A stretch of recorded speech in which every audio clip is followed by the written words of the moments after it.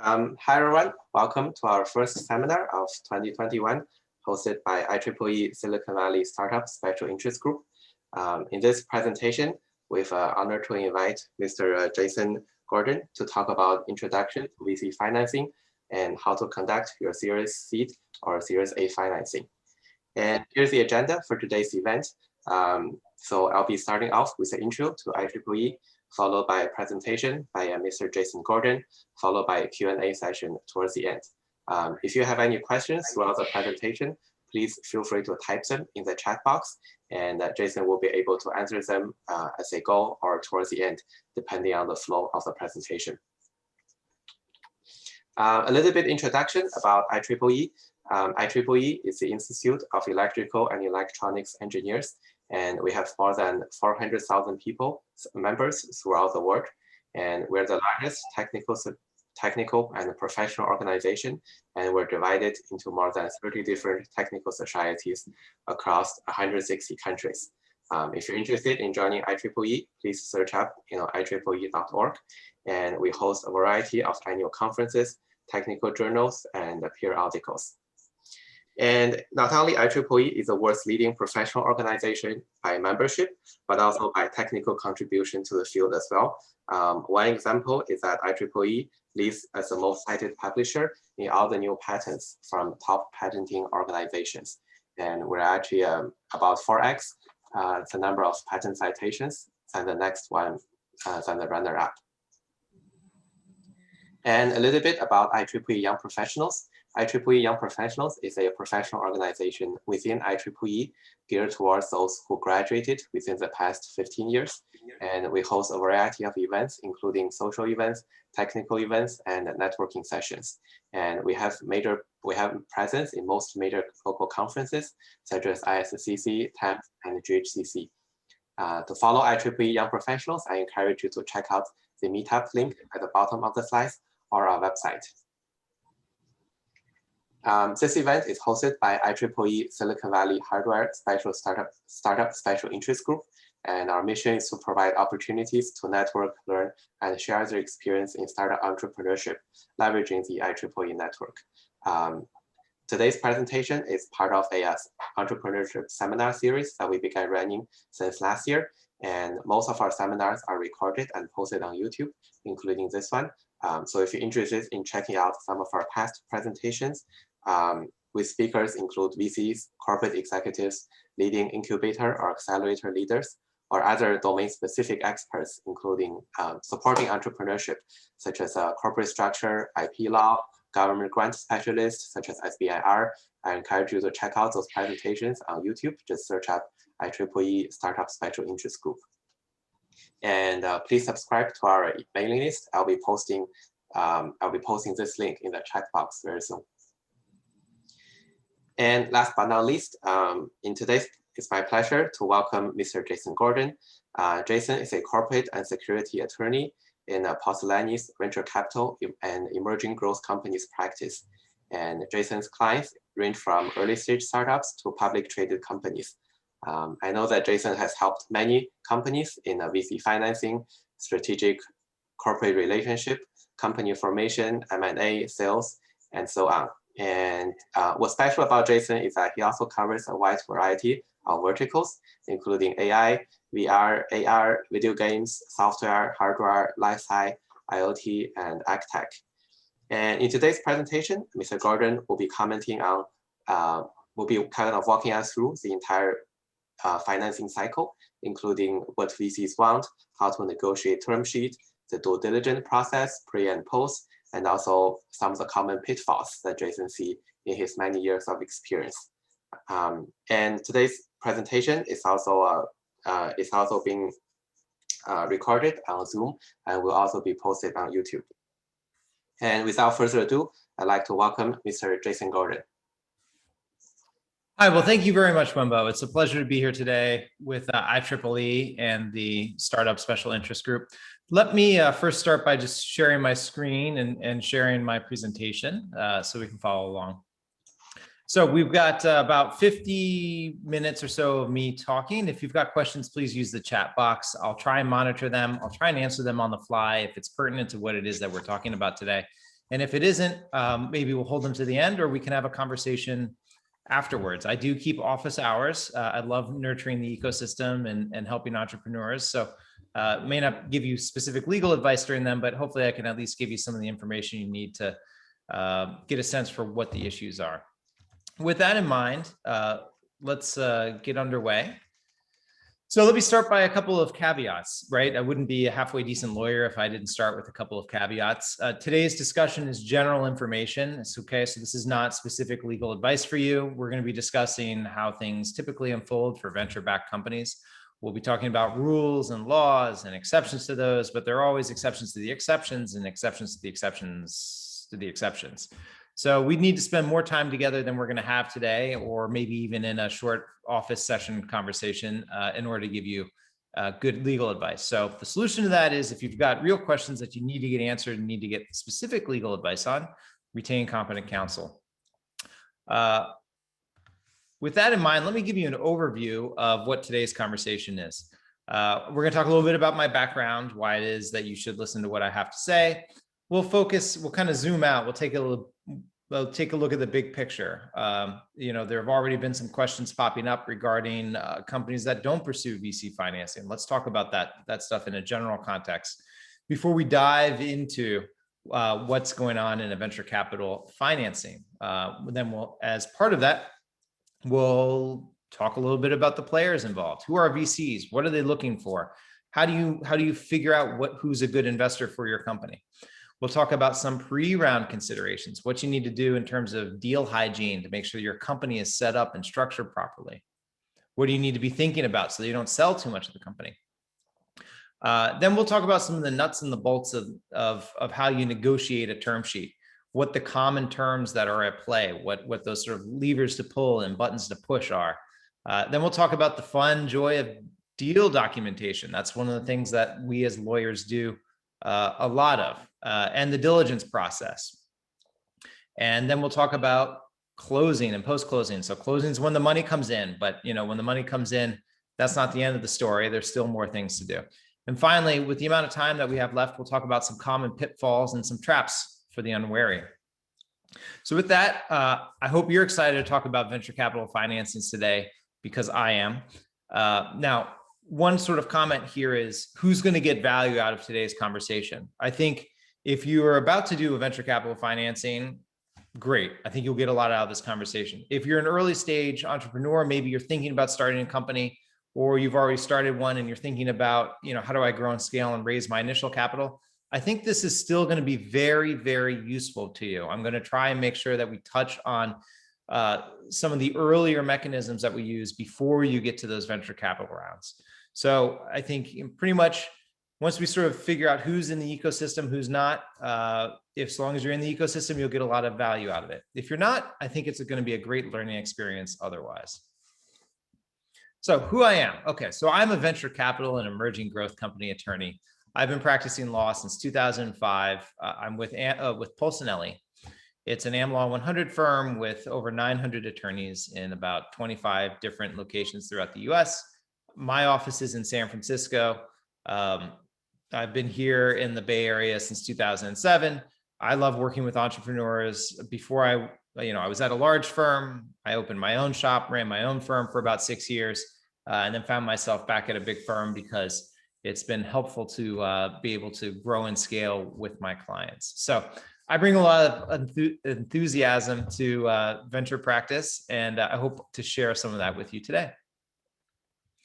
Let me just check in here on some of the comments because the chat box has not popped up. Great. So let's zoom out for a second, talk about the big picture here, all right? So when we're talking about companies that are going to pursue and are a good fit for venture capital financings, that's not just any company, okay? When I started my own law firm, that was not the right fit for it. What needs to happen is venture capital is a model or a path for companies that need to raise tens or hundreds of millions of dollars to grow and scale, to take advantage of some market. Now, those companies need to sort of reach and achieve a certain size, let's say maybe around $1 billion or so in revenue a year. It kind of just depends a little bit on the business, but they need to be large companies. And they need to be able to do that within sort of a 7-year, 10-year time frame, sort of depending upon when you start the measuring stick. And we'll talk about that in a minute and why that is. But it's not every company, okay? And if you look at the venture path, you can see the startup financing cycle. And I've got that on the right-hand side of the screen here. You'll see that initially, right, a company forms and it's got no revenue, okay? This is the sort of seed capital stage. This is when you are assembling your initial team, getting together your initial prototypes. This is when you've got angel investors, and we'll talk briefly about who those are in a second. Friends, family, and fools. Although you don't really want fools, you want smart money in your company. And we'll talk briefly about that for a second. But basically, those are the folks who take the most risk next to yourself to put in that initial capital so that you can build a working prototype. You can go out and start to get initial customers. And we'll talk about why it's important to have customers that love your product, love your service, and why that's critical before you can raise venture capital. But those initial dollars that are coming in are going to be seed capital. And they'll probably be documented not in a traditional, series, seed A, B, or C priced round. They will be documented most likely, especially here in the Bay Area or elsewhere in the US, in either a SAFE, that is a security, that's either a convertible note or a SAFE.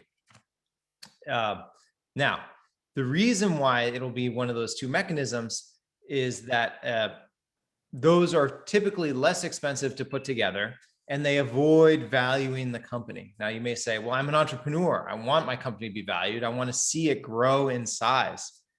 And that's true. But one of the real pitfalls, and we'll talk about this as we progress in today's conversation, is the earlier your company is in its life cycle, the more difficult it is to value.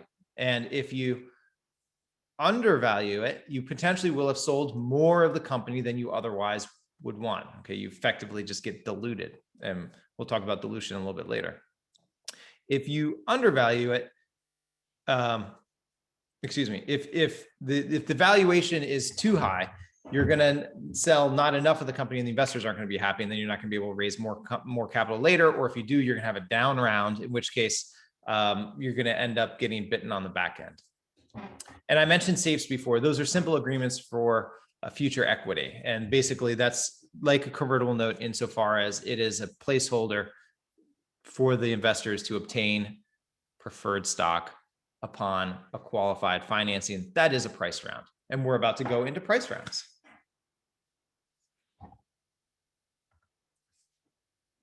Now, if we look, I'm sorry, let me just go back for 1 second. So you'll see you've got this little red line and it's over time. And initially you'll get the seed capital financing. This is super critical, right? Because usually when you have traditional venture investors who are coming in, they want to see that the product that you've put together, that initial team you've put together, are proven in the marketplace. If they're proven in the marketplace, it's at that point in time you're going to get to do a price round, okay? And as you move through time, you move through these different financings. The goal is you tie in the capital, you tie in all the ideas and the intangible product, all the ideas and the intangible assets into the company, and you tie in all the technical skills and the sales team. And so you get a company that grows in time over size. And as it grows in time, you get additional capital contributions in order to get to the next level, to keep leveling up. All right. So let's talk about some of the players involved. So today we're not focused on convertible notes or safes. We're not focused on angel investments. We're not talking about, and those are usually really wealthy individuals, hopefully folks who have participated in the space before, so they can not only provide you money, but also provide you maybe a network and somebody to bounce ideas off of. We're talking about venture investors. We're talking about venture capital. And let's talk about what VCs want and who makes a good investor. So to do that, let's talk a little bit about how venture funds are put together. Okay, so venture funds are funds, that is, they've got limited partners who put money into them, and they have venture partners who go out and find promising young startups, or depending upon where they are, they may be more mature, right? They could be growth stage, they could be late stage, but promising startups to invest in. And they build a portfolio. They may have 25, 30 companies, something along those lines in a fund. And sometimes these VCs have multiple funds. But a fund's life is usually around 10 years, which means when the money comes in or the capital commitments come in, they got to get that capital deployed, that is out to the startups. And they got to get that investment back within 10 years so they can turn around and they can pay off their investors.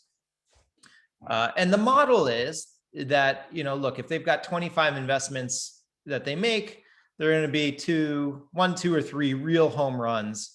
There'll be a number of companies that don't make it, and there'll be a couple of singles. Okay. But each bet that they're making is usually they're vetting the company. They're making a bet on whether or not it's going to be a home run. That's what they're focused on. Okay. So that's a company that's going to be 5, 7 plus X, whatever it is that they put in. Now, that's a traditional venture capital investor on the fund side. You will also see, especially in the last 5 or 10 years, corporate VCs. Corporate VCs have a much or a different animal. We'll just touch on it very briefly, but corporate VCs have different motivations. They're usually players. It's a strategic play. So they either want to invest in a pipeline for potentially corp development, that is acquisitions for down the road, or maybe they've got a product or something else that they sell and they want to see an expanding marketplace for them, right? So if you're a chip maker, you want to be able to see a whole bunch of companies that need to use a lot of your chips.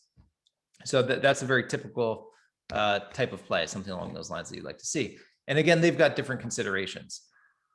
Now, from the company's perspective, you want to make sure you've got the right fit for your investors, okay? Because when you're doing a venture capital financing, it is not just about the dollars in the door, but you're also going to be giving these folks, especially the lead investor, a seat at the table. Now, that we'll talk about what kind of seat and what the specifics are, but suffice it to say, there are also control rights that go along with the money that you're getting. And so you want to have a good partner. A good partner means, someone that can both sort of foster and help drive the success of the business, means someone whose interests are going to be aligned long-term. And then, you want somebody who will be able to open doors for you, whether that is potential customers, potential suppliers, other avenues. That's what your ideal objective is. What you want to stay away from are investors that are sort of focused only on getting their capital returned as quickly as possible, because usually then the long-term interests aren't necessarily aligned. Now, don't take me wrong. VCs, especially traditional VCs, have a duty or an obligation to their investors to get that return on capital. So they are motivated by dollars. But everyone's got a little bit of a different approach, and you want to make sure that you're aligned long-term.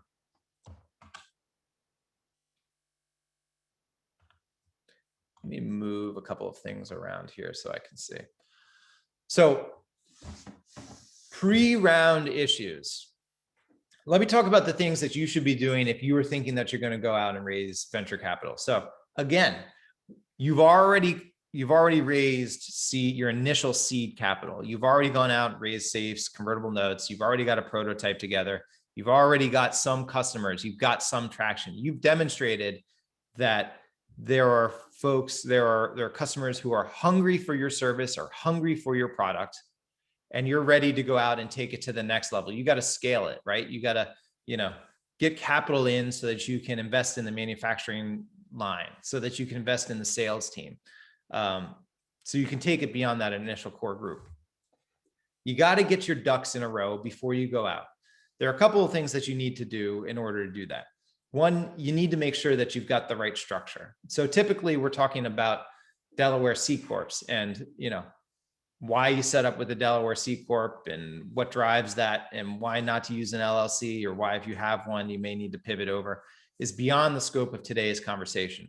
But you need to make sure you've got the right structure in place. You're also going to want to make sure that you've got the company documentation together. So what does that mean?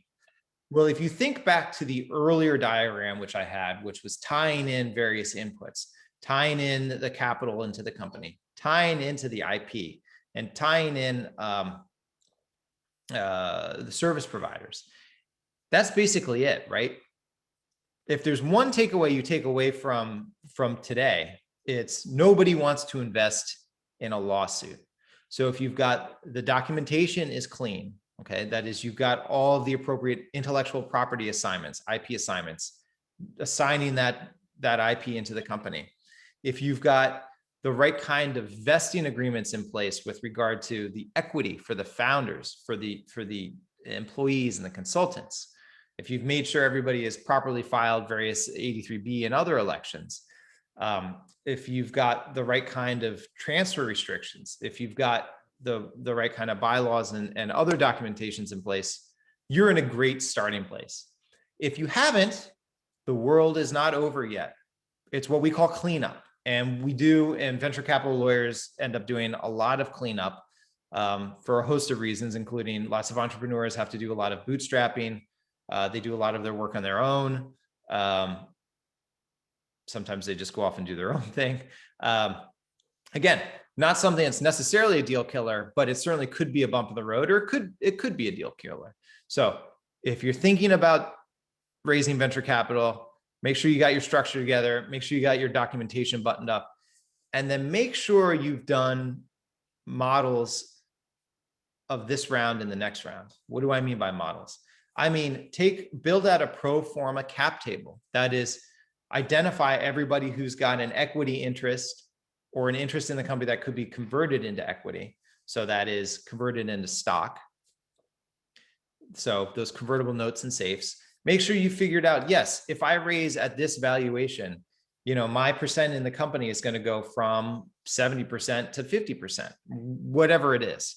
And then don't just stop there. Make sure you move on and you do a model for the next round. Well, if I get that $5 million in now, I'll be able to do X, Y, and Z. And I think that my company would then be worth X number of dollars on the following round, in which case I will raise $20 million because the next level up is, double X, double Y, double Z. Model. Because the second, and maybe this should actually really be number one, but the other takeaway I want you to have today is at the heart of a financing, whether it is a safe or convertible note, or whether it's a venture capital financing, first and foremost, you are selling a chunk of the company. And you don't know if you're selling the right amount of the company at the right price unless you know how much of the company you've got to sell. That's what the modeling does. That's why it's so critical.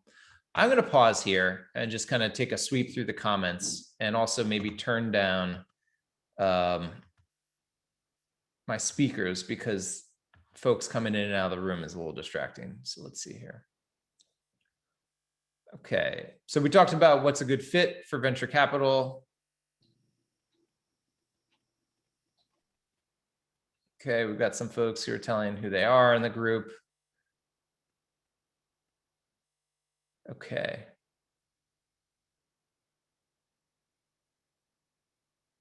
Got it. Okie dokie. Yes, sorry about that, Jason. I asked people to do a short intro. So I'm monitoring, so I'll let you know if there are questions. Perfect. Okay. So let's kind of jump into it because there is quite a lot to unpack here. Let's talk about, let's say you got your company up and going. You've got a product because you've raised some initial capital. Maybe initially you put in your own funds and you did some bootstrapping, and then maybe you got some angels who maybe even some family members who are accredited investors. Those are folks who are making over $200,000 a year individually or $300,000 jointly with their spouse, where they've got $1 million in assets. They've given you some initial capital, and you've done your modeling. You've gotten all your paperwork together. And then not only that, while you were doing all that, you were out there in the marketplace starting to build some relationships with VCs. The best time to build relationships with VCs, whether they're traditional VCs or corporate VCs, is before you need to raise money from them, okay? The reason for that is, especially at these early stages, they're betting very heavily, they're making decisions very heavily based on the team. So they need to get very comfortable with the team. It's been one reason actually why, if you look at the past year and you look at venture, in 2020, everyone thought venture was going to fall off a cliff. It didn't, okay? But if you actually look at the dollars that were deployed, there was the lowest number or the fewest dollars deployed in early stage companies in venture capital. That's not to say the angel space, but the sort of initial Series A, Series seed space in this past year. And one of the reasons was, or at least why I think one of the reasons was that it's difficult. The mechanics broke down. It's difficult to build trust with new entrepreneurs, without meeting them in person and doing other things. Now, the venture community is getting over that. They're pivoting, they're becoming more comfortable with Zoom. As a result, the world is becoming flatter when it comes to capital deployment. That is, folks are investing outside. It used to be that VCs would only sort of invest in a company that was within 30 minutes or an hour of wherever their office was, right? Because they wanted to drive there, they wanted to see the team, they wanted to meet the people. But the world is flatter now. Capital is moving all over the country. It's very exciting. It's a great time to be here. All of that being said, it's still about relationships and having them, building that relationship before you got to make the ask. Again, first and foremost, it's a sale. You're selling a chunk of the company. So you want to have that trust before you start to sell. Now, let's talk about term sheets. And because the mechanics of how this goes down is, usually what will happen is you will have done all that legwork on the back end, and you will get a sense for, I want to have, I think my company, I could sell a chunk of my company at this type of pre-money valuation. I want to raise X number of dollars. And, you start having these initial conversations to see whether or not that's possible. I'm very sorry, but I don't know if there's a setting I can turn off on Zoom, but I'm going to just mute my speakers because the pinging of people coming in and out is super distracting. So I apologize. Now, the term sheet. First and foremost, it's how much of the company you are selling. So you got to figure that out. That is what working with your attorney, working with an outside CFO, if you've got one, working with your business advisors, if you've got one, that's the real deal. That's the critical issue. The other issues that come up are dividends. Now, dividends are cash payments, or usually cash payments in cash or property, based on how much stock you own. It's usually when and if declared by the board, it's a certain percent.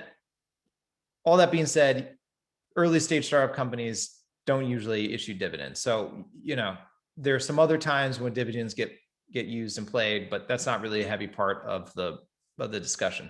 Liquidation preferences, that is, who gets paid in what order if the company exits, whether it's a good exit or bad order, is heavily negotiated.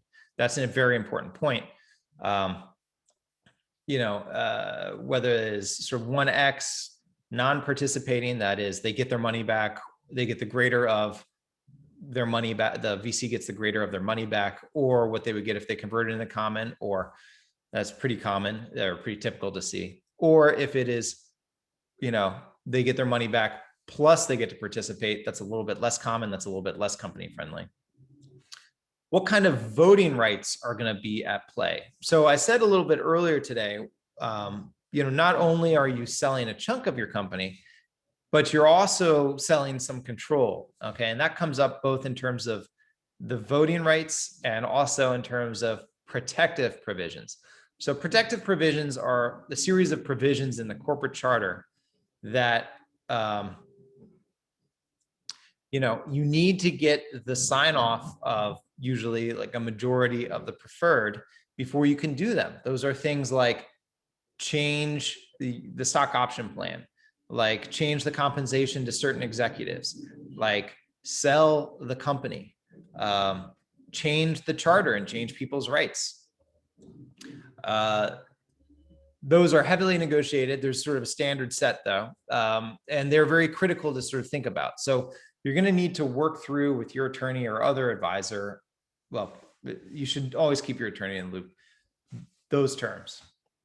Other provisions which are negotiated in the term sheet include conversion. So one of the things that is going on here is that, and if it hasn't been obvious before, let me sort of back up and say it.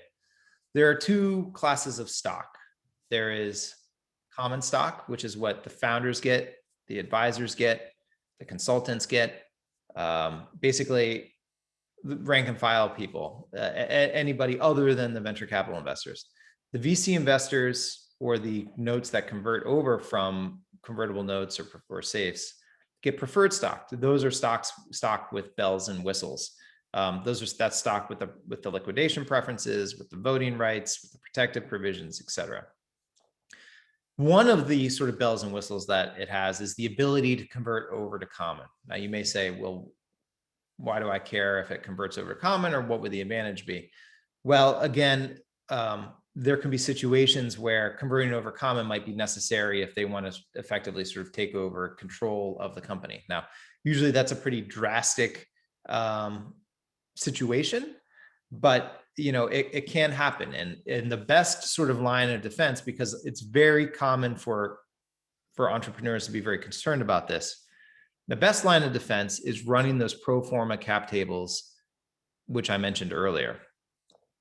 If you run those pro forma cap tables, you'll know who owns what percent of the company, which sort of ultimately governs a lot of these issues. Oh, Jason. Anti-dilution protection. So one of the issues here, and I mentioned this earlier, is, what happens if you sell some stock at a pretty high valuation, and then you need some more capital down the road, but you can't get that high valuation? Well, one of the bells and whistles that the preferred stock have are anti-dilution protection. So it's a mechanism basically for them to be issued more shares of stock so that they can take advantage of the lower valuation later on. They don't get as diluted because the company didn't do quite as well. Vesting for founders. So earlier we mentioned why it's very important for the founders to have the right kind of vesting agreements in place. The reason for that is, especially if you've got a multi-founder situation, it's typical for someone to leave within a year or 2 years, and you don't want them to walk away with a huge chunk of the company if there's still a lot of work to be done. So if you've got vesting in place and it's taken you 3 or 4 years to get venture capital financing, which is not unusual. I think 3 is actually probably typically the norm. That's not what we like to hear, but it's quite typical that it takes quite some time. You may be fully vested, in which case your vesting may need to reset. Additionally, the term sheet will deal with documentation. If it's a West Coast deal, it's usually the company counsel that drafts the documentation. If it's a Midwest, East Coast, somewhere else deal, kind of 50-50, whether it's the investors counsel or company counsel who will draft. And then it's very typical to have the funds have the venture capital fund have attorney's fees, get some chunk of their attorney's fees covered. Now, that actually may seem kind of odd, but it has to do with the way that their funds are structured and what kind of management fees and reimbursement and what they can dip into. And this sort of also very common, but not very highly negotiated, is the no shop and confidentiality provisions. Basically, VCs don't want you to sign their term sheet, run out, and then sell, start a bidding war with a bunch of other VCs. So, if you sign that, there's going to be confidentiality and no shop provisions. You can't go out and shop that term sheet to somebody else. Now, one area that is highly negotiated is the board seat. So there are a couple of different things that come up here. It's very common for the lead to want to have a seat on the board. Now, if you're doing a Series C or a Series A, if you're doing a price round, whether it's branded, that is named as a Series C or Series A, it's typical, or it's certainly typical to have a VC ask to be on the board. Doesn't always happen. Sometimes, depending upon the company, they're happy with either having it just be led by the founders, or maybe there'll be an independent board member on the board. But probably at the very least, they'll want to have an observer seat. So the observer seat is not something to be given away lightly if you're company side. Especially, you don't necessarily want to have a whole bunch of observer seats, because people are people. The more folks you have in the room, especially if you have people with very strong opinions, you can get, an outcome that you wouldn't necessarily get if basically groupthink is kind of what I'm stumbling around and trying not to mention, right? So there can be a lot of pressure exerted. Now, that might not be bad in every situation, but it's certainly an issue that you want to think through. So with that in mind, what I want to do is I'm going to pause here, kind of unmute my speakers, and then take a look to see what kind of questions we've got going on, so that I can unpack some of this. Joseph, it looks like we got some questions. Yes, there are 3 questions if you look at the bottom of the chat. Got it. Okay. Can anti-dilution be renegotiated by the following on investor as a prereq for investing? So Bert asks a great question, which brings me to a bigger point. A lot of what goes on a Series C or Series A, and let me just unpack that first, okay? So we've talked about how a venture round, a price round, is not the same as a convertible note or a SAFE. Now, there's a lot of confusion and not necessarily a great sort of clear, this is an area that is evolving. Whether it's a Series Seed or Series A, it used to be that Series Seed meant a very specific thing. You go to seriesseed.com, there's a bunch of documents that were online, they're open source, people use them to do your initial price round. I have found that has become far less common than it was in 2014, 2015, 2016. Instead, when we talk about Series Seed, we're actually basically doing a Series A in terms of the same type of documents, right? Which would be usually found on the nvca.org or .com. Although maybe they're sort of stripped down a little light, maybe there's no legal opinion involved. But they've basically become interchangeable. It's just a branding or a naming exercise. Now, that's what I see as being a lot more common in the last 3 or 4 years. Series Seed, Series A, really kind of the same thing, except for branding and positioning. Because everyone likes to say, oh, I did a $40 million Series A. It looks like a big Series A. It makes them look better, makes them feel like they're able to kind of capture more clout in the marketplace. Now, why do we care about what kind of docs that we're using and what terms get negotiated now? And I'm going to get to Bert's, this is going to be lead up to Bert's question, answering Bert's question. We care because it usually sets precedent. Okay, what happens in these rounds frequently is because we will end up using the same type, once we move from since we're no longer using seriesseed.com docs, or if you've used it, you've then moved over to the MDCA forms. Moving forward in those later rounds of financing, your Series A, your Series B, your Series C, your Series D, you use the previous set as precedent for your next round. Okay, so whatever you negotiate now kind of becomes the status quo, if it's good or if it's bad. Now, doesn't have to be the status quo, but you will find that there's a lot of inertia and resistance to change on either side. And it'll be a point of defense if you're the company and you want to change a term that's going to make it more company friendly. The investor's going to say, no, but we negotiated this last time. Why should it be different? Now, if the company has been able to take that capital, scale, and done just a great job, and it is super hot and they've got a lot of outside investors, well, then maybe you can use that to leverage a change in those terms. And that sort of brings me back to Bert's question, which is, can anti-dilution be renegotiated in a follow-on round as a prerequisite for investing? Yes, it can, but you're going to need to make sure that you get, you've got to go through the right kinds of corporate approvals, right? So, the board will probably have to approve it. And then, in those protective provisions, you're going to need to get the sign off of the requisite holders, which is typically the majority of the preferred. And you're going to have to sell that. You're going to have to sell why it needs to change this time around. All right, moving on.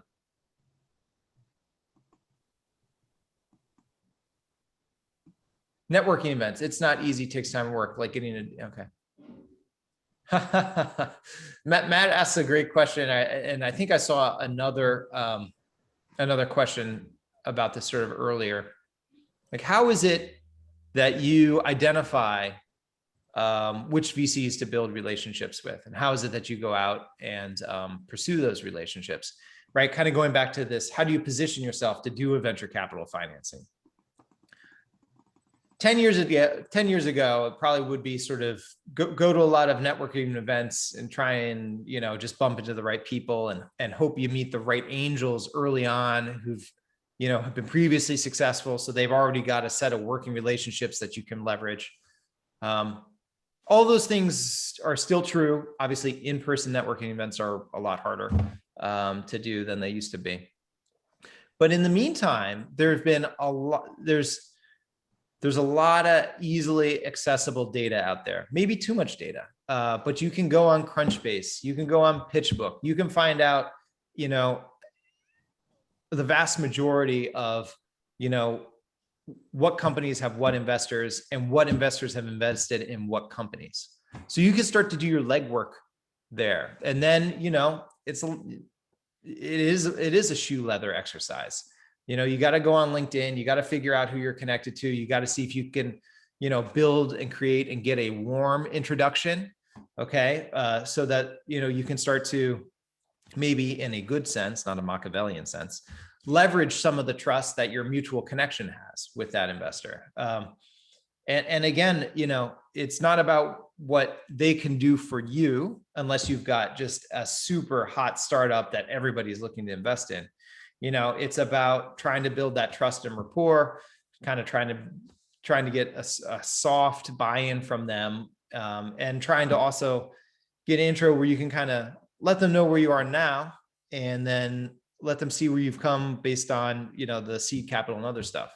You can run what they'd call in marketing sort of a drip campaign, right? Give them little bits of information to keep them interested in their appetite, you know, ready for, or prime their appetite for when it's time to go to them. So I think maybe I've gone a little bit over on that, but I think it's so critical that entrepreneurs realize you can figure out who's invested in what companies, and get a sense for what firms are playing in what spaces.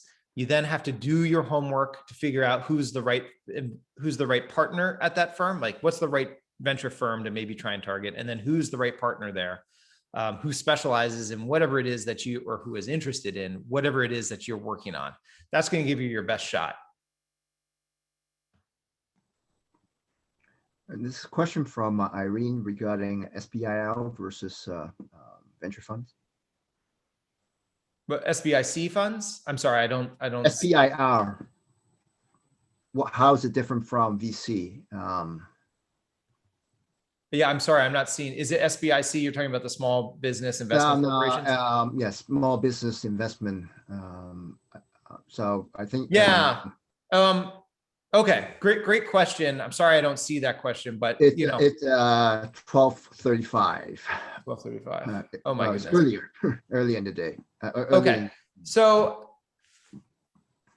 got it. So from an entrepreneur's perspective, I don't think it necessarily matters whether it is an SB, you know, whether it is a fund that is a small business investment corporate fund, SBIC, or a venture fund. That is sort of more on the back end on the fund as they are making sure that they are specifically qualified under the Investment Advisors Act, the 1940 Investment Advisors Act. In the last, and this is not my area of practice or expertise, but I come up against it you know, it's part of it does bleed over into my practice. In the last, I think 5 years, there were some changes in the regs with regard to the Investment Advisors Act and also the Investment Company Act. And so basically whether you're an SBIC or a venture company, you can invest in venture-backed companies. It just matters sort of how you are registered and classified, what your exemptions are with regard to those regulations. And then there's certain kinds of additional information gathering components that you're going to see with an SBIC fund. And that's going to sort of make sure that, they can only invest in certain types of companies, but usually early stage companies are going to fit that mold.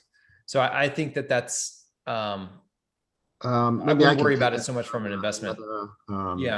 Step at it, because we actually had a company last year to talk about how they can actually help companies to apply for SBIR, STTR. So these are typically coming out of the U.S. Small Business Investment Research.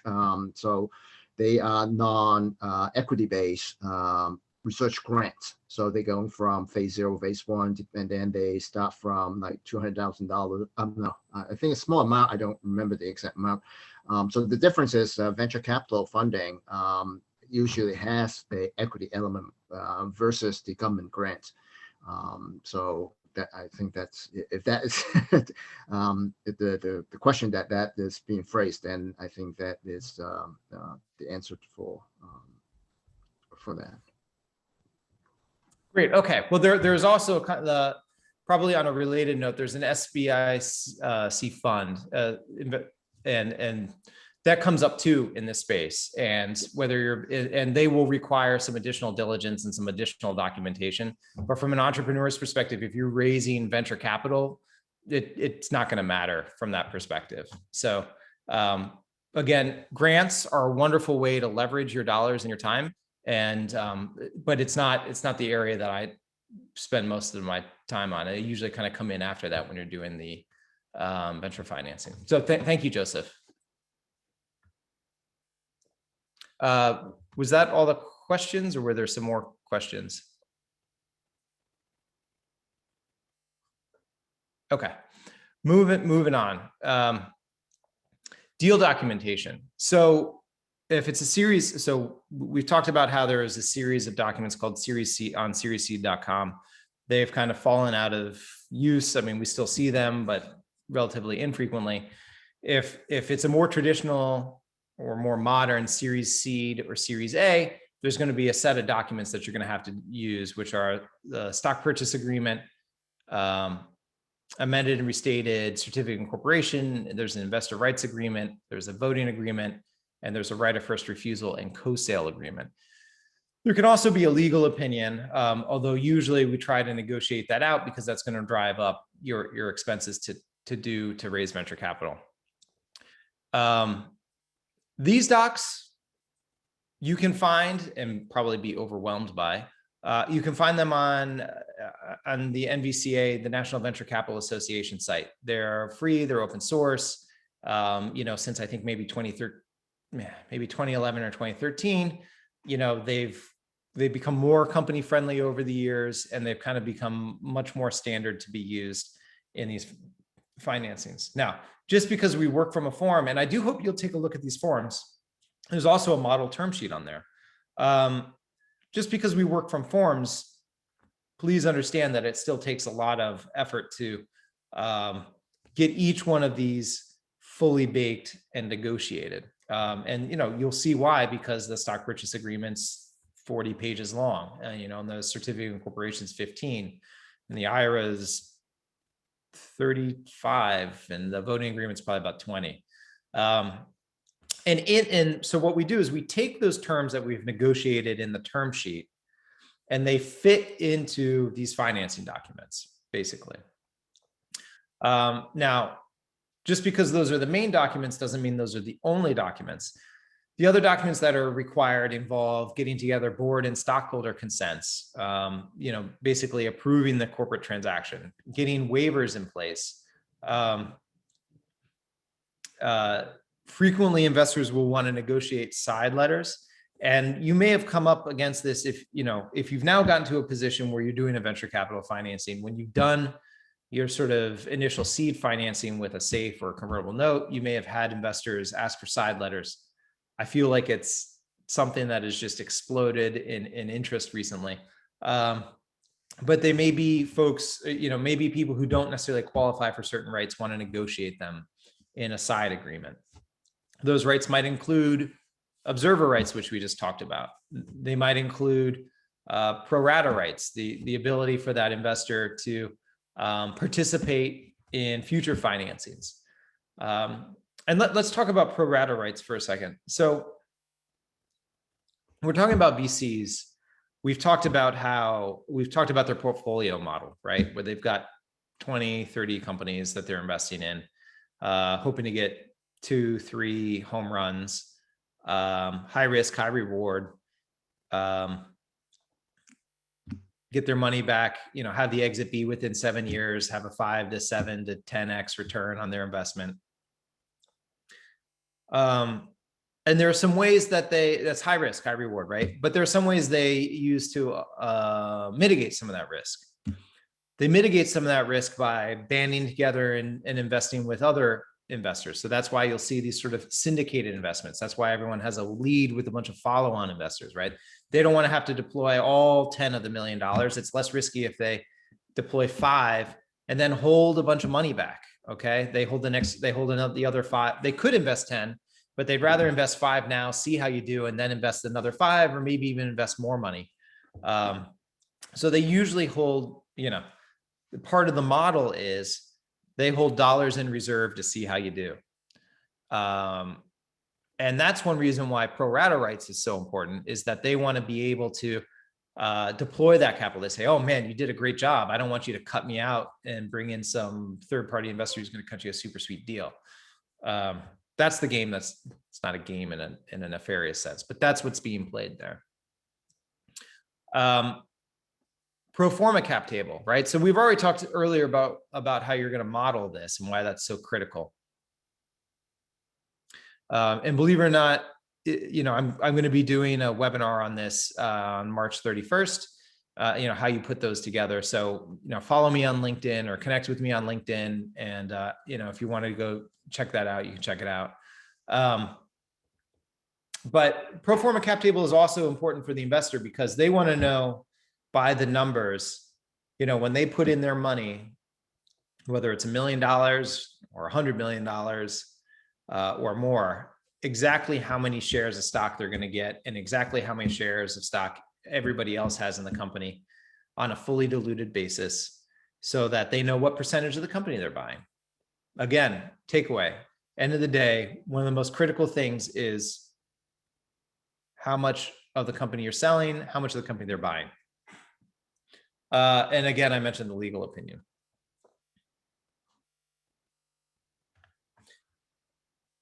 Okay, so let's talk about the diligence process. It's on one side, makes it seem like this is really short, but it's not. So again, let's walk through the process from the beginning again.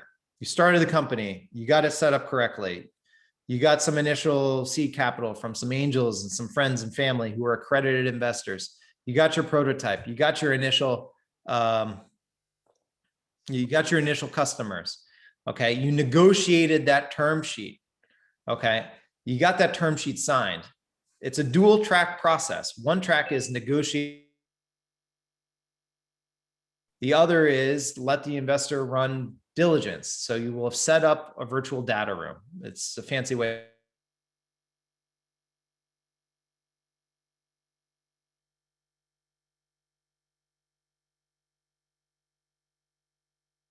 All of the corporate records, right? Everything from the formation. So, all the board consents, all the board meeting minutes, all of the stockholder consents, all the stockholder meeting minutes, your business plan, your financials, all of the options that got issued, all of the other shares of stock that got issued, material agreements. Those are agreements that are important for the company, whether they're a supply side or their sales side.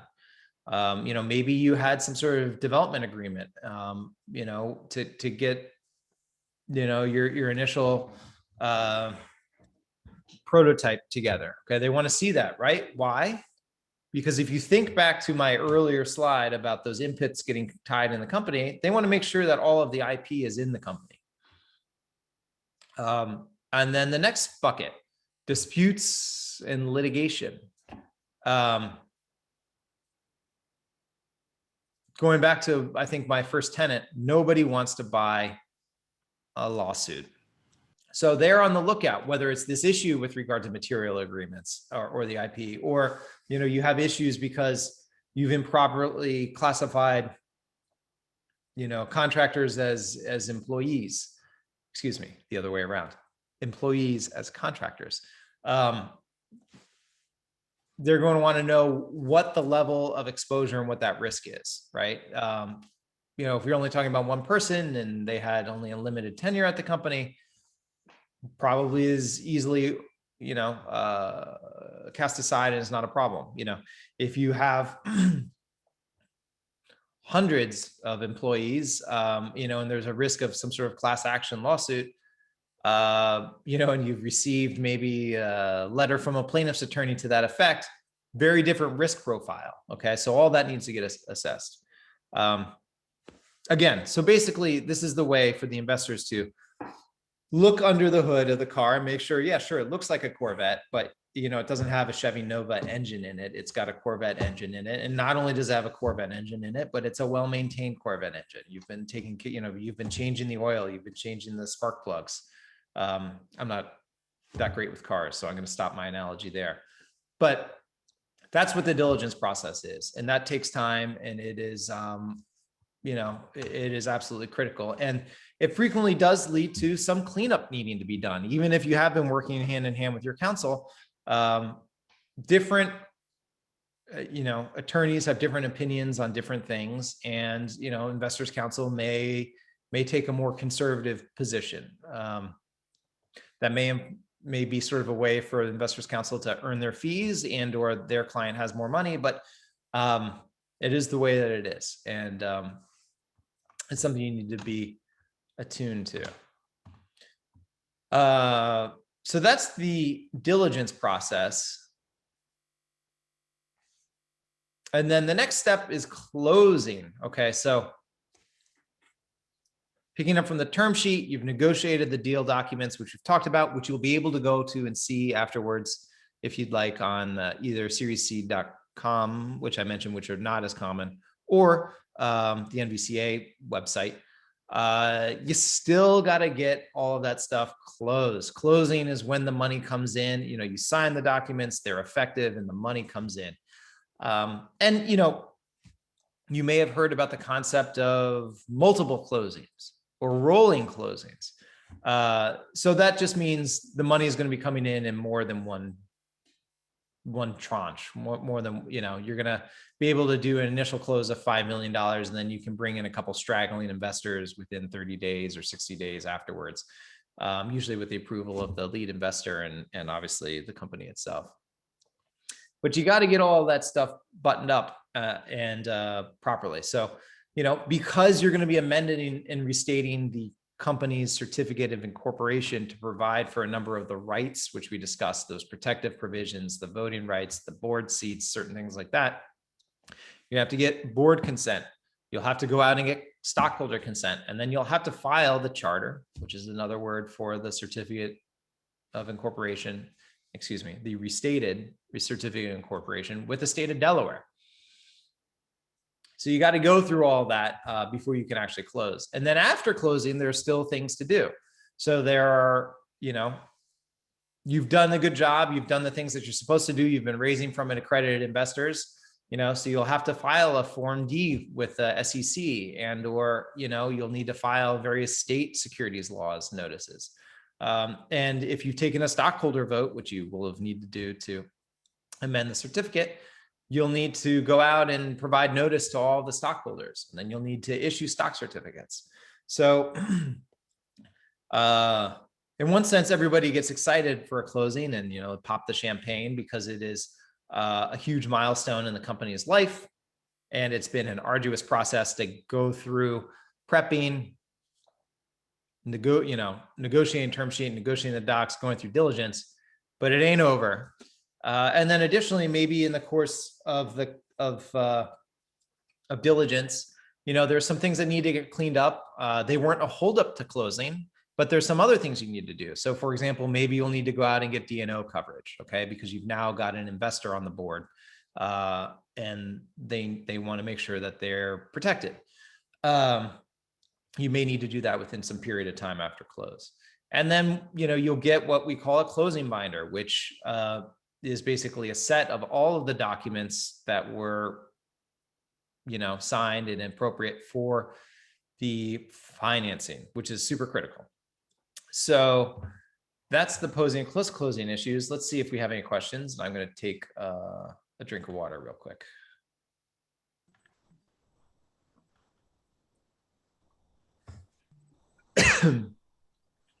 Okay. I don't see any new questions yet. Okie dokie. All right. So let's walk on to a few common pitfalls. So if this isn't the fourth time you've heard me say it, I'll say it.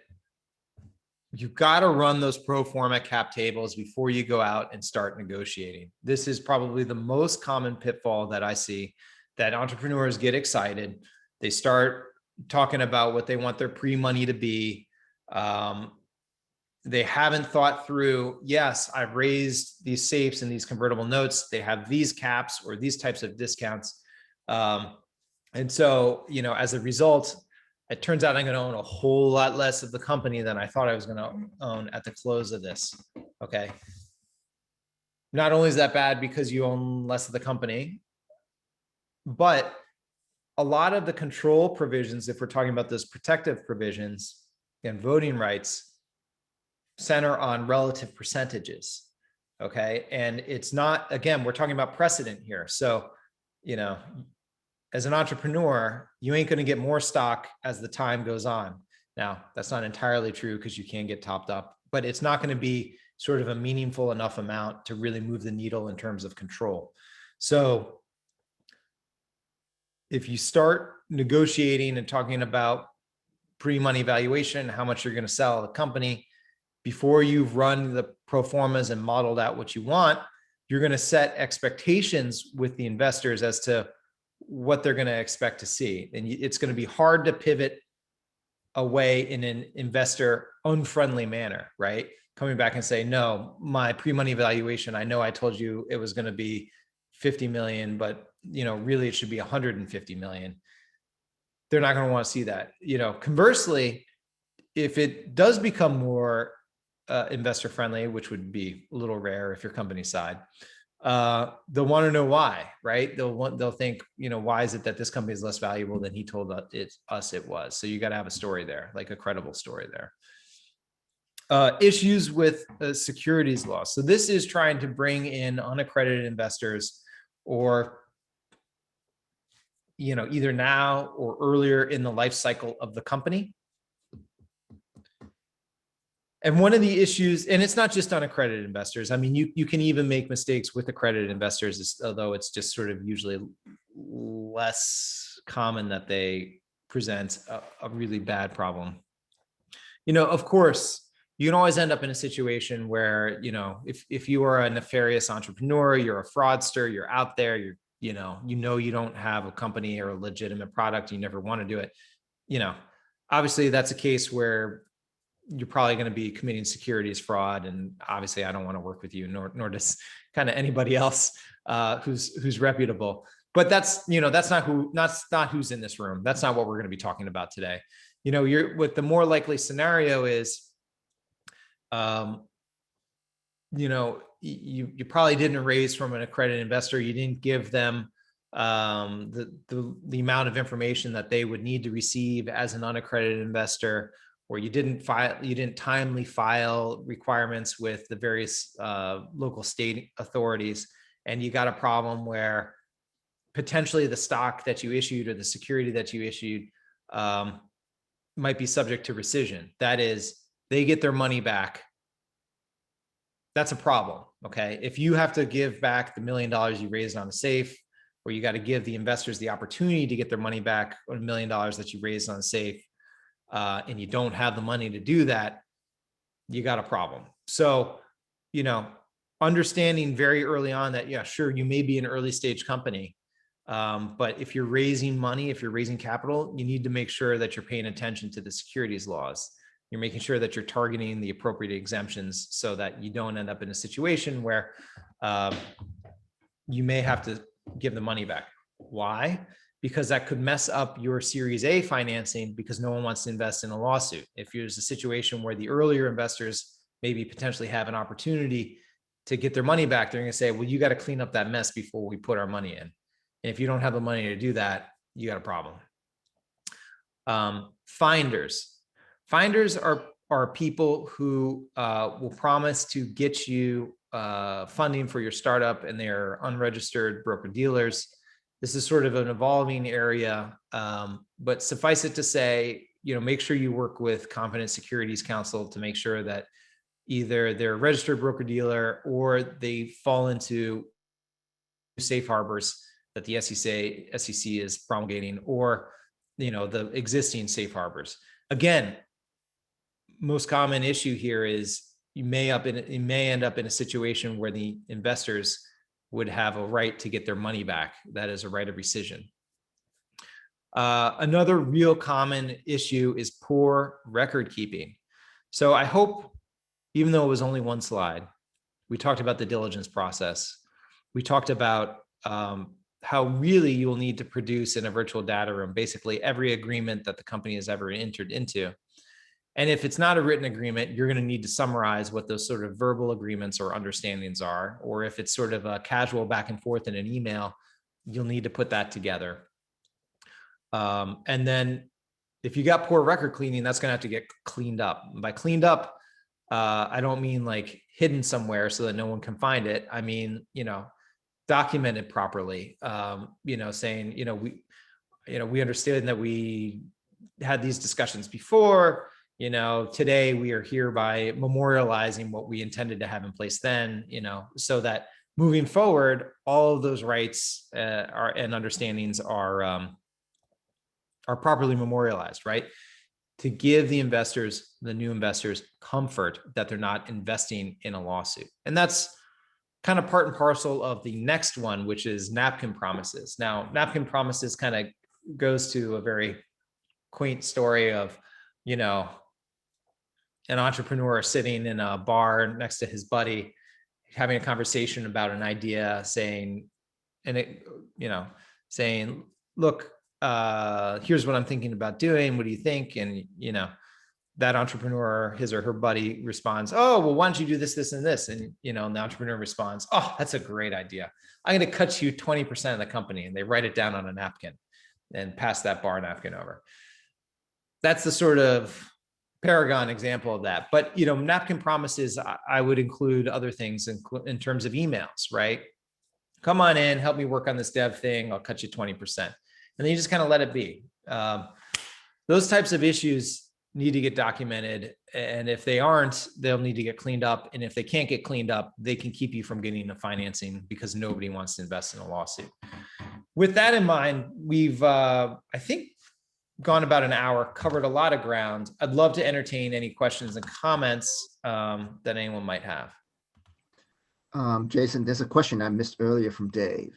His question is, what's the maximum difference in price between common stock and preferred stock in what you have seen? Well, I'm going to give you the true correct answer, which is you got to talk to someone who does, business appraisal and valuation. I will tell you what I commonly typically see, or sometimes when I talk to those folks, I sort of see maybe 2 to 3x difference, although it could be more, could be sort of 10x as high as that, but that's pretty rare. I sort of usually would see it 2 to 3x. And the reason for those differences are because of the bells and whistles, those preferences, which is what we just talked about, that preferred stock have versus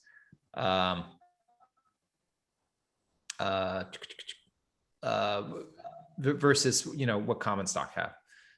I see a question about finders and finders fees and SEC violations. So honestly, I work more specifically on the venture capital side. So that's the financing. We have a whole team here that does SEC regulatory work.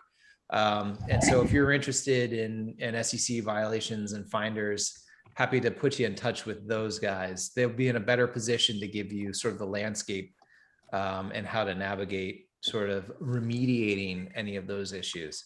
Because those are the folks who I always call to get that issue. It's kind of like an issue of tax, if you will. I mean, it's like I know quite enough to be dangerous on it and enough to flag the issue. Same thing too with I think we have a lot of folks on the call who are in the semiconductor space, but CFIUS is a hot area. The Committee on Foreign Investment in the United States, if you're in in certain spaces, which would include semiconductor, including spaces that would obtain personal identifiable information, people's names, email addresses. Grindr, believe it or not, was one of the sort of the quintessential examples.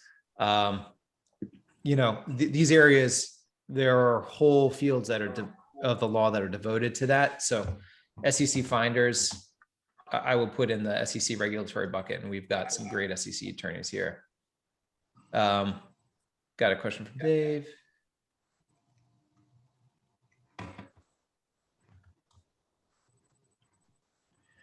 Actually, I have a question for you, Jason. Okay. There are platforms like Kata. I'm not really, so I have to make a disclaimer. So, but it's a popular one, CARTA for a lot. Oh yeah, absolutely. We have a lot of clients on Carta. Yeah. Yeah. Is that something that you will recommend a startup to start using pretty early on? Because that will actually kind of enforce the discipline of not randomly cutting all these deals without having a pro forma table that is completely up to date. That's a great question. So I think it'll depend a little bit on the entrepreneur. I think, if it really is sort of a onesie or a twosie at the moment, you don't necessarily need to pay the subscription fee to get on Carta. I think it is a great tool if you're kind of at the stage where you're going to be raising that initial seed capital from friends, family, angels. I think, again, before you're doing that raise, you should be working with your attorney and make sure that you're doing it correctly. One of the issues, and I think Carta has gotten better over the years, but so one of the issues is it's only as good as the data that you put in, and a lot of the sort of concepts of fully diluted basis, what caps are, the mechanics of how the caps work. Those all sound like concepts where there's like a certain standard. And the answer is it's not really a standard. There's a little bit of a continuum within that, right? So in a fully diluted basis, do we include the option pool? Do we not include the option pool? Do you include the other safes when you're talking about converting the safe over or not? Do you include the other convertible notes or not? So you got to work kind of with someone who knows what they're doing to make sure it gets entered correctly into Carta. But we do work with Carta. A lot of our clients work with Carta. It is very helpful, especially if that data gets in there correctly, to help manage the cap table. And there are other similar solutions, not just Carta. Great question. Thank you. And there's a question from Alex. Do you see examples of founder dilution protection, and how does it work? I'm sorry, you cut out. Founder dilution protection? Do you see examples of founder dilution protection? Oh, yes. Yeah. So, founders don't usually have dilution protection per se. So when we talk about dilution protection, I sort of presume you're talking about anti-dilution rights, similar to what the preferred stock are going to have. And the founders aren't going to have that. They're going to have common stock. The protection that the founders have is early on thinking and planning ahead for what their capital needs are going to be to grow and scale that company. Let me go back to sort of like this first slide to look at these these moments in time when you're raising capital and figure out, yes, I think I'm going to need to raise X amount of dollars at this point in time, and the company's going to move up to here, so that you can get yourself set up with enough of a slug so that you don't get diluted beyond the amount that you otherwise want to be. And I will tell you, when you look at exits, IPO exits and other M&A exits, there is a wide range in how much of the company the founders have, anywhere from 30 or 40% down to 5 or 10% by the end, if they've gone through like a D and an E round, et cetera. That's because that's the way that it works. Usually, each time you do a round, you're selling 25% of the company, plus or minus 5, if you will. That's the sort of traditional path. Founders do from time to time get topped up. It's possible, but I would not bet on that. I wouldn't say, oh, well, we're going to go along and then we're going to get topped up. I wouldn't bet on that, and then also from time to time, especially if there've been other founders who exit and the company does pivot, there could be a recapitalization if a new investor comes in, and then potentially that founder would get sort of topped up. So, founders don't get anti-dilution protection like a preferred shareholder would get. It just doesn't work that way.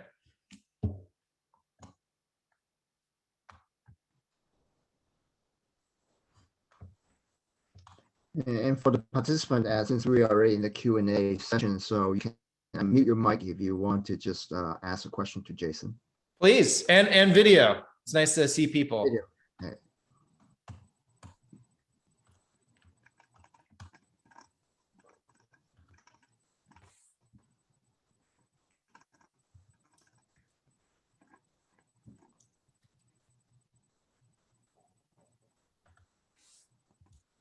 Hi, Jason.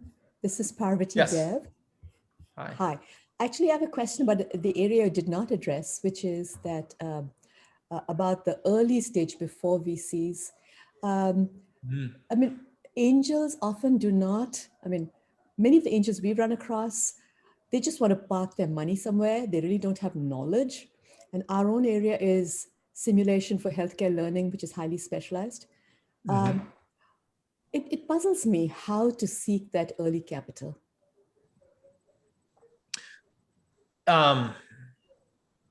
It is tough. So I think sometimes, right, professionals, if you're working with a lawyer, you're working with a CFO or an accountant or an advisor, they'll have a network, especially if they kind of work in your space. And I do a lot of work in the health tech space. So they'll get a sense for who the angels are that are interested in playing in that space. That's a great way, right? I think earlier I mentioned, like, ultimately, even if you identify the people who you want to have invest in your company, you want to get a warm introduction, because that's going to be your best bet to have someone actually,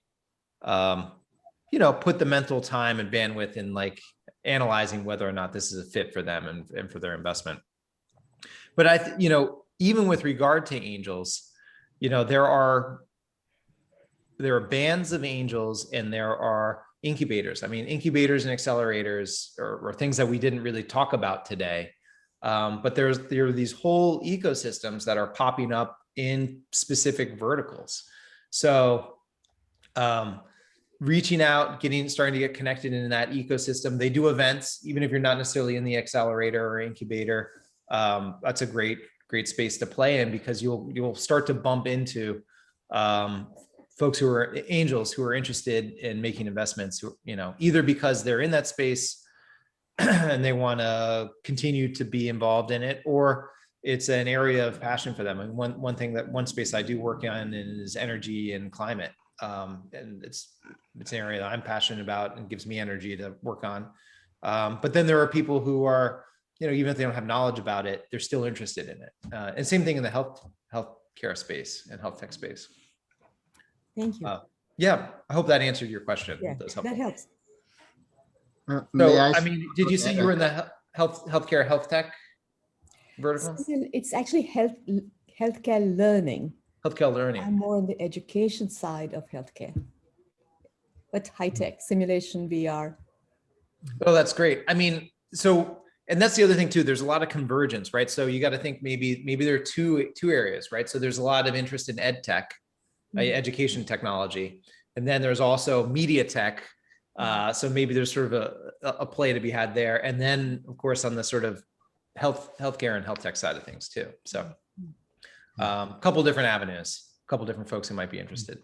Right. So I like the if I idea may, of making I can also sure. add a couple of points. So it's great. So network with Jason after the event. So before you know, basically how you build a network is that before you actually get into the fundraising and really start doing something, you need to do a pre-preparation work is to find the people who can actually help you. Lawyers, CFOs, and previous college colleagues, professors, all these people can know. And the Silicon Valley, what I found is a lot of people are very open to help. Look at, I think Jason already gave you 3 verticals. So right now in the startup world, I mean, there's so many technology, AI, machine learning, artificial, autonomous car. So when you hone in into some of this particular area, especially what you just described to us, so there's 3, education technology, the media, VR, AR, and also in the healthcare. Healthcare actually has received the most amount of investment. Now, the thing is also you're going to see a lot of competitions. I think earlier Jason also mentioned about right on this page. So the way funding works is usually start from bootstrapping. The founders bootstrap with your own money because you have to put confidence in other people by betting your own time and effort and money first, and then you go out to the friends and families, and then oftentimes they said no, not just friends and family and fools, because there's a lot, I don't really like to use the fools word, because I feel that that's not good representation. Some of these people, they just have a lot of money, they just spreading in many different places without really understanding what the technical different the market and the technology. But there's also people who are on a mission. Now they are passionate. Jason mentioned about energy and healthcare, so he's passionate about. So you actually, these are not fools. They just know that they want to give back some money to startup or entrepreneurs in a particular area they feel passionate about. And then you go out to the angels. And the Band of Angel in San Francisco is the largest angel. So they have healthcare focus, as well as the life science angel in San Francisco. So, but now what I found, because of the number of accelerated 500 startup, Y Combinator. So initially when all these started, the criteria to get accepted or to get investment seemed to be a little bit lower than today. Today, quite frankly, the expectation is much higher, even for angel investor, because they've seen so many deals. So at the end of the day, it's the number of deals that they have a choice to invest in. So it's hard now to go there with just an idea and say, hey, I have a good idea, and I just need a little bit of funding to get me started. So you'd have to have like a little bit of proof of concept and other type of validation before they will actually put money in.